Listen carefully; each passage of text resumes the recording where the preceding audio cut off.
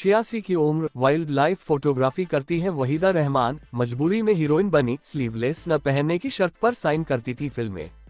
मशहूर veteran actress Waheeda Rehman 86 साल की हो चुकी हैं। उम्र के इस पड़ाव में वहीदा अपना सालों पुराना फोटोग्राफी का शौक पूरा कर रही हैं। वहीं वो इस उम्र में स्कूबा डाइविंग तक करना चाहती हैं।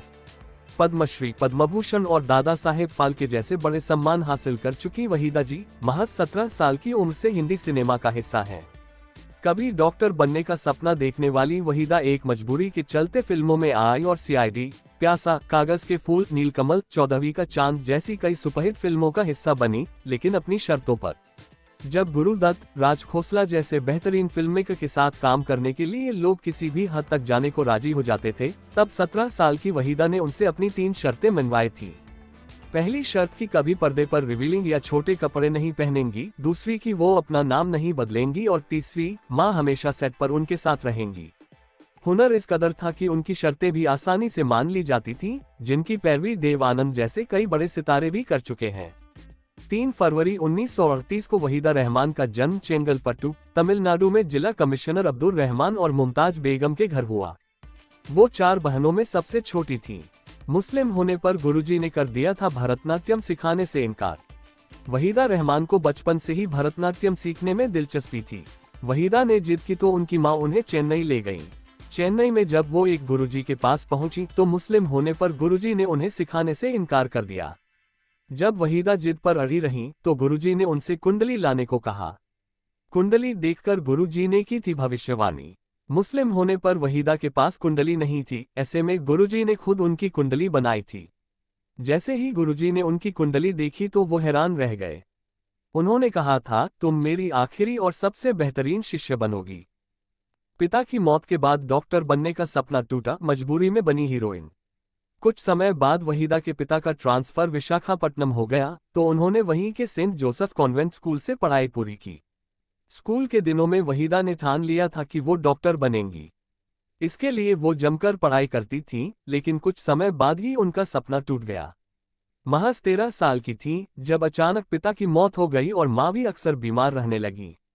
पिता की मौत के बाद घर की आर्थिक स्थिति बिगड़ने लगी। ऐसे में उन्होंने अपने भरतनाट्यम के हुनर का इस्तेमाल कर रीजनल सिनेमा में छोटे मोटे रोल करना शुरू कर दिया।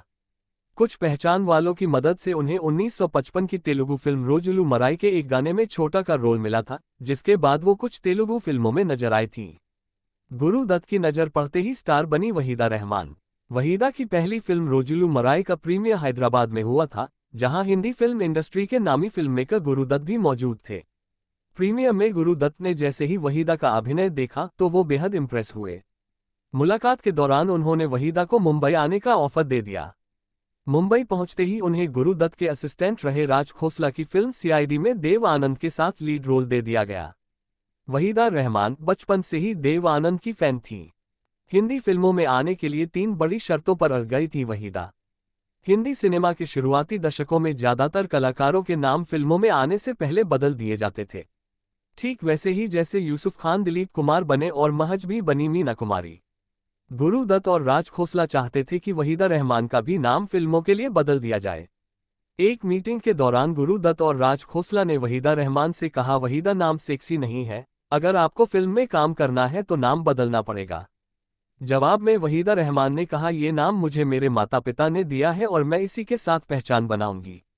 मनमुटाव के बाद राज खोसला और गुरुदत्त वहीदा का नाम न बदलने की शर्त पर राजी हो गए, लेकिन इसके बाद उन्होंने एक और शर्त सामने रख दी। वो शर्त थी कि शूटिंग के दौरान मेरी मां सेट पर आएंगी। राज खोसला को इससे कोई ऐतराज नहीं था, तो वो झट से राजी हो गए, लेकिन फिर वहीदा रहमान ने तीसरी शर्त भी सामने रख दी, मैं फिल्मों में अपनी कॉस्ट्यूम खुद फाइनल करूंगी और किसी के कहने पर छोटे कपड़े या बिकिनी नहीं पहनूंगी।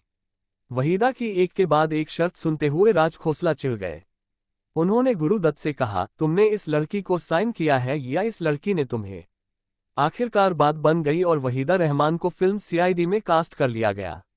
वहीदा रहमान उस समय न्यूकमर थीं, जबकि देव आनंद एक स्टार कहे जाते थे। सेट पर पहले दिन जब वहीदा रहमान ने देव आनंद को आते देखा, तो पास जाकर बड़े अदब से कहा, गुड मॉर्निंग मिस्टर आनंद। ये सुनते ही देव आनंद ने उन्हें टोकते हुए कहा, मिस्टर आनंद कौन है, मुझे सिर्फ देव कहो। फॉर्मल होने की जरूरत नहीं है, इससे हमारी केमिस्ट्री में फर्क पड़ेगा।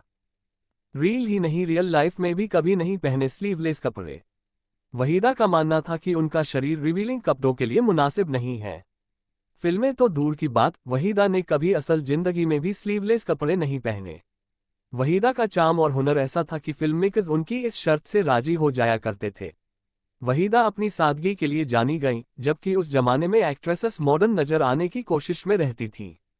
साथ काम करते हुए सादगी के दीवाने हो गए थे गुरुदत्त। वहीदा रहमान को हिंदी फिल्मों से जोड़ने का क्रेडिट गुरुदत्त को दिया जाता है। वहीं वहीदा भी उन्हें अपना मेंटर मानती थीं। फिल्म सीआईडी के सेट पर ही वहीदा रहमान और गुरुदत्त नजदीक आ गए थे, जबकि गुरुदत्त पहले से शादीशुदा थे। पहली ही फिल्म सीआईडी से वहीदा रहमान ने देश भर में पहचान बना ली, जिसके बाद गुरुदत्त ने उन्हें फिल्म प्यासा में कास्ट किया। इस फिल्म में वहीदा के हीरो दिलीप कुमार होने वाले थे, लेकिन गुरुदत्त वहीदा की सादगी के इस कदर दीवाने थे कि उन्होंने दिलीप कुमार की जगह खुद को हीरो बना लिया। वहीदा रहमान पर फिल्माए जाने वाले सीन खुद गुरुदत्त लिखा करते थे। फिल्म प्यासा में वहीदा रहमान ने प्रोस्टिट्यूट की भूमिका निभाकर अपने हुनर से खुद को टॉप एक्ट्रेसेस के बीच स्थापित कर लिया। प्यासा के बाद वहीदा गुरुदत्त के साथ 12 o'clock, कागज के फूल और 14वीं का चांद जैसी सुपरहिट फिल्मों में नजर आईं। वहीदा से शादी करने के लिए गुरुदत्त अपना धर्म बदलने के लिए भी तैयार थे, लेकिन जब दोनों की नजदीकियों की खबर गुरुदत्त की पत्नी गीता तक पहुंची तो उन्होंने बच्चों के साथ घर छोड़ दिया। पत्नी छोड़ गई तो गुरुदत्त ने वहीदा से बना ली दूरी। शादी टूटने के डर से 1963 में गुरुदत्त ने वहीदा से मिलना जुलना पूरी तरह बंद कर दिया। वहीदा को गुरुदत्त के पास जाने की इजाजत भी नहीं होती थी। हालांकि इस कुर्बानी के बावजूद भी गुरुदत्त का परिवार उनके पास नहीं लौटा। परिवार से अलग होने के बाद वो शराबी बन गए थे। अकेले रहते हुए 1964 में शराब के ओवरडोज से उनका निधन हो गया। 60 के दशक की सबसे बेहतरीन एक्ट्रेस थी वहीदा। गुरुदत्त की टीम से अलग होने के बाद वहीदा ने सत्यजीत रे की फिल्म अभिजान 1962 में काम किया और बैक टू बैक कोहरा 20 साल बाद जैसी सुपरहिट फिल्में दी। 1960 का दशक वहीदा के करियर का पीक था। वहीदा हिट पर हिट देने वाली सबसे बेहतरीन एक्ट्रेस बन चुकी थी। वो सबसे ज्यादा फीस लेने वाली टॉप एक्ट्रेसेस में से एक बन गईं। अंग्रेजी न आने पर गाइड से निकाली गईं, देव आनंद की जिद के आगे झुके मेकर्स। वहीदा रहमान की पॉपुलैरिटी देखते हुए उन्हें 1965 की फिल्म गाइड में कास्ट किया गया था। रोजी एक क्रिश्चियन लड़की का किरदार था, लेकिन जब डायरेक्टर विजय आनंद देव आनंद के भाई को पता चला कि वहीदा को अंग्रेजी नहीं आती तो उन्हें फिल्म से निकाल दिया गया। वहीदा को फिल्म से निकाले जाने के बाद फिल्म के लीड हीरो देव आनंद जिद पर अड़ गए कि वो तभी फिल्म करेंगे जब वहीदा रहमान रोजी का रोल प्ले करेगी। आखिरकार देव आनंद जैसे स्टार की जिद के आगे उनके भाई को झुकना पड़ा और फिल्म गाइड में वहीदा को लीड रोल दिया गया। इसी फिल्म के लिए वहीदा को करियर का पहला फिल्मफेयर बेस्ट एक्ट्रेस का अवार्ड मिला था। 1974 में शादी के बाद बनाए फिल्मों से दूरी। 1964 की फिल्म शगुन की शूटिंग के दौरान वहीदा रहमान की शशि रेखी से पहली मुलाकात हुई थी। शशि रेखी एक एक्टर थे जिन्हें कमलजीत नाम से पहचाना जाता था। चंद सालों तक रिलेशनशिप में रहने के बाद दोनों ने 1974 में शादी कर ली। इस शादी से कपल के 2 बच्चे सोहेल रेखी और काशवी रेखी हैं। वहीदा रहमान के दोनों बच्चे जाने माने राइटर हैं। शादी के ठीक बाद वहीदा रहमान ने फिल्मों में काम करना लगभग बंद कर दिया। कुछ समय बाद जब उन्होंने फिल्मों में वापसी करना चाहा तो उन्हें साइड रोल दिए जाने लगे। फिल्म कभी कभी, लम्हे, चांदनी और नमकीन के लिए उन्हें बेस्ट सपोर्टिंग एक्ट्रेस का फिल्मफेयर नॉमिनेशन मिला था। 1991 में किया फिल्मों से दूरी बनाने का फैसला। साल 1991 में रिलीज हुई अनिल कपूर और श्रीदेवी स्टारर फिल्म लम्हे में दाई जान का रोल प्ले करने के बाद वहीदा रहमान ने फिल्मों से रिटायरमेंट ले लिया। कभी खुशी कभी गम से करने वाली थी वापसी, पति की मौत के बाद छोड़ी फिल्म। 1991 में आई फिल्म लम्हे के सालों बाद वहीदा रहमान ने करण जौहर की फिल्म कभी खुशी कभी गम साइन की थी। इस फिल्म में वहीदा रहमान अमिताभ बच्चन की मां का रोल प्ले करने वाली थीं। उन पर फिल्म के कई सीन फिल्माए जा चुके थे, लेकिन फिर नवंबर 2000 में हुई पति की मौत के बाद उन्होंने फिल्म छोड़ दी। वहीदा के बाद ये रोल अचला सचदेव को दिया गया था। कुछ सालों बाद वहीदा रहमान ने 2002 की फिल्म ओम जय जगदीश से एक्टिंग कमबैक किया था। आगे वो रंग दे बसंती, दिल्ली 6 जैसी फिल्मों में भी नजर आईं। उनकी आखिरी रिलीज फिल्म 2021 की स्केटर गर्ल है। 86 की उम्र में भी पूरे कर रही हैं शौक। वहीदा को हमेशा से ही फोटोग्राफी का शौक था।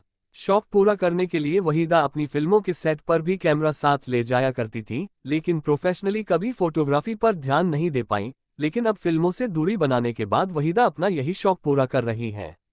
80 साल की उम्र में वहीदा ने वाइल्ड लाइफ फोटोग्राफी शुरू की है। एक्ट्रेस अक्सर समय निकालकर जंगलों में समय बिताती हैं। बॉलीवुड की ऐसे वीडियो की अपडेट चाहते हैं तो लाइक शेयर सब्सक्राइब कर दीजिए।